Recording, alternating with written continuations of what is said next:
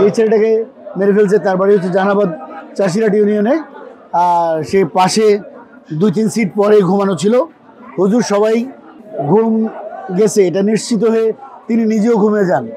পরে একটা চিৎকার শুনে হুজুর হুজুর এই চিৎকার শুনে হুজুর জেগে ওঠেন।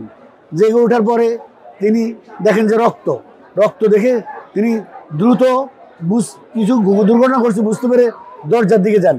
দেখেন যে দরজা বন্ধ আছে।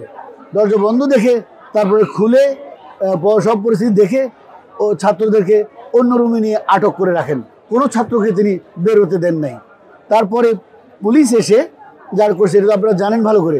পুলিশ এসে যেই ছেলে অ্যাকিউজড তার ট্রাঙ্কের নিচে এই রক্তাক্ত ছুরি পাওয়া গেছে। আল্লাহর কাছে তো শেষ বিচার আমরা চাইবই, কিন্তু এই দুনিয়াতেও আমরা এই প্রচলিত আইনে এই হত্যাকাণ্ডের আইনানুগ বিচার চাই। এখানে হেফজখানে পড়ে প্রায় 22 পার হেতু শেষ তার। সে গত শুক্রবার বাড়ি থেকে আসছে এখানে, মানে আরো 10 দিন আগে, অর্থাৎ শুক্রবার বাড়ি থেকে আসছে। কিন্তু এখানে আসার পর গতকাল রাত্রে আমরা যেটা আজকে ভোর 6টায় আমরা জানতে পারলাম যে এখানে একটা ছাত্র তাকে গলা কেটে হত্যা করা হয়েছে।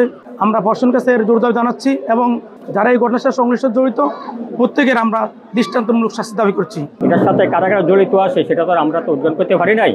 আপনাদের মাধ্যমে চাই এটার সাথে আরও কাজ জড়িত আছে কিনা এটা আপনাদের মাধ্যমে তদন্ত করে, এবং প্রশাসনের দাবি থাকবে যে প্রকৃত যে হত্যাকারী যারা, দোষী যারা, তাদের যেন শাস্তি হোক, এটাই আমি প্রশাসনের কাছে দাবি জানাচ্ছি।